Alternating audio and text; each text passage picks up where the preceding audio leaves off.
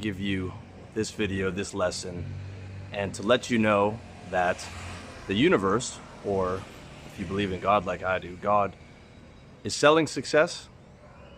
Okay? Is selling success. Are you willing to pay the price that he demands? That's the question. So you can think of success as a test of the universe, and this model will be game changing for you. It's been game changing for all my clients in terms of getting results. And I don't want this to come across blasphemous, whether you're a Christian or whatever. Okay, this is just a model if you are interested in getting the things that you want. Okay, so think about it. That's why I'm using the universe instead of God. Okay, so think about it like this.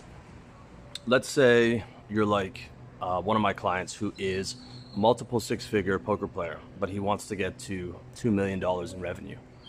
All right, the question would be, there are guys out there doing it.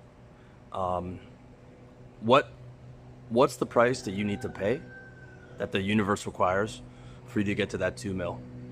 And we've done a lot of the things so far to get him to that multiple six-figure level. Okay, and you can think of the universe sort of sitting back with his arms folded, saying like, okay, so you want $2 million a year in revenue in poker income? Cool. And you're willing to pay the price? Okay. You know that everyone says that, right? Okay, yeah, you still want it? All right. Well, let's see how it goes. All right, and then what the universe does is it proceeds to offer you a series of tests. Okay? And the guys that have come before you, who've made the kind of income or have the kind of success you want, have passed the tests, but they are few and far between. Okay, the metaphor that comes to mind is the eye of the needle of the camel. I can't even remember the biblical reference, but let's just say 0.01%, okay, of professional poker players, meaning guys who make money, their living at poker, are in that $2 million range. So the tests that have been coming up for him are lifestyle leaks. Can you control your lifestyle leaks as your income continues to scale? As you continue to make $300,000, $400,000, $500,000, can you control your lifestyle leaks?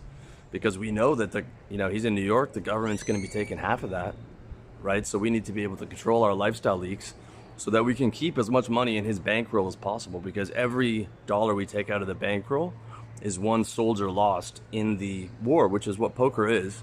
Like, guys are trying to bankrupt you and you're trying to bankrupt them. That's how it's a win-loss game. So that's one soldier that's being pulled out of the war, right? Can you sit down and study 4 solid hours a day? Because your competitors aren't doing that, right? So the guys that are on your level that are making $300,000, $400,000 are good, but they're not studying every day. They're resting on their laurels on the stuff that they used to do. Just like if you're in sales or in entrepreneurship, you might be resting on your laurels off of the 400 cold calls a day that you used to make. Now you barely ever make a cold call, okay? But what got you here is not going to get you to the next level. You need to look around and be like, what did the guy who's at the income level or the success level do? What was he willing to do that all the other guys weren't, right? So it's like, my competitors would want to make $2 million a year in revenue in poker, but they're not paying the price for success.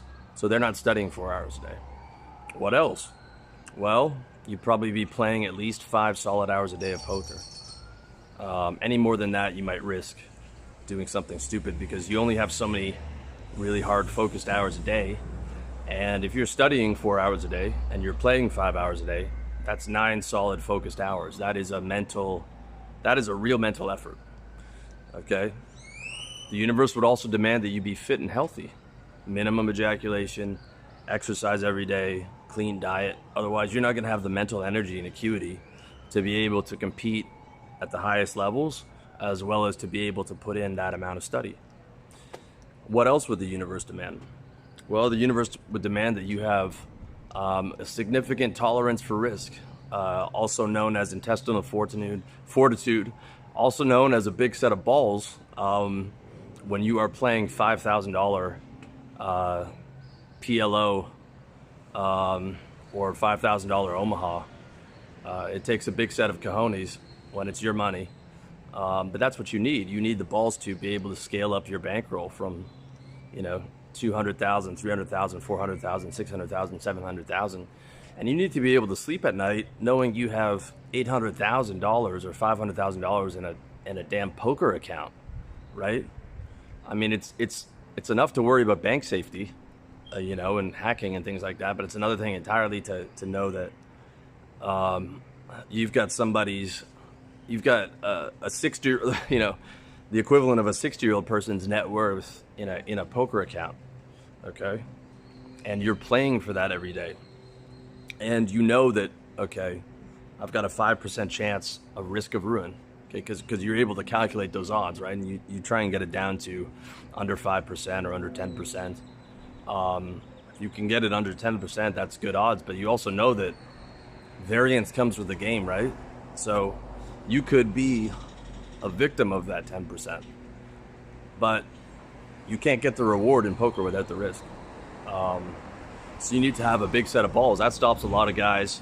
They stay in that low six-figure range because they are not willing to risk what they have. They're not really willing to aggressively build up their bankroll and aggressively scale up to those $2,500, $5,000 games, perhaps even higher, depending on the place where you're playing. Okay.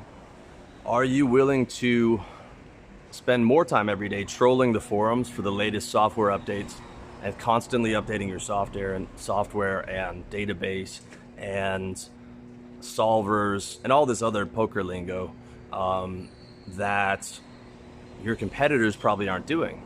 Okay, but the guy who's making $2 million is probably doing. All right, so you need to stay on top of the software game, to where you can get a full year of using a software that your competitors aren't using. That gives you a massive advantage. And if you're not doing that, the reverse could happen to you. Okay. The next test will be the universe is going to test you with a losing streak. 1 week, 2 weeks, 3 weeks, 4 weeks, 2 months, 3 months. Oftentimes in poker, that's just called bad variance or bad luck. You're still doing all the same things and all the right things, but the universe is like, how bad do you want it? How bad are you going to keep playing every day and sharpening your skills, even though you've been losing every other week for 3 months, right? Do you have the mental fortitude to keep playing at these levels, to keep pushing forward? Or, are you going to run away for a couple weeks and let your skills become less sharp? Okay. The other test will be the what's it called? The tilt test, right? Can you take those losses and still play at the same level of skill and still do all the right things that you're supposed to be doing and still get coaching and still listen to your coaches? Or can you not control your emotions? Okay, because the $2 million a year guy has to be able to control his emotions. That's another test that the universe throws at you, laughing. Be like, let's see how you handle this, right? Oh, you lost your emotional control? Well, I guess you didn't want it as bad as you thought you did. Otherwise, you wouldn't have been taken out, venting your emotions into the poker screen and costing you money, right? If you really wanted it, like you wanted to breathe, right? Or you wanted to survive a guy holding a gun to your head, you would have a ruthless level of self-control over yourself, okay?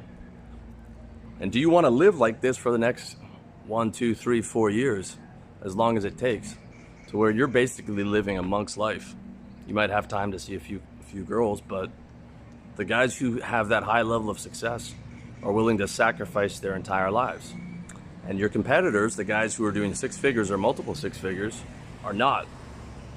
They're not willing to throw away 4 years because most of them probably have families. They don't even have that option. Are you willing to, basically not have a life or have a limited life in that 1, 2, 3 year period? Okay, so this is just an example, and you might see like, damn, if that's all that's required, I actually don't want the $2 million a year. I'll take the 700,000, But if you do, you can at least start to see the universe test. And it's the same with business, right? It's like, are you getting mentorship? Okay. I mean, the results that my clients have got have been, spectacular. I took one guy from $5,000 a month to $150,000 a month. I created a business with a programmer client of mine that's going to be doing 20 grand a month within the first year, by the end of the first year.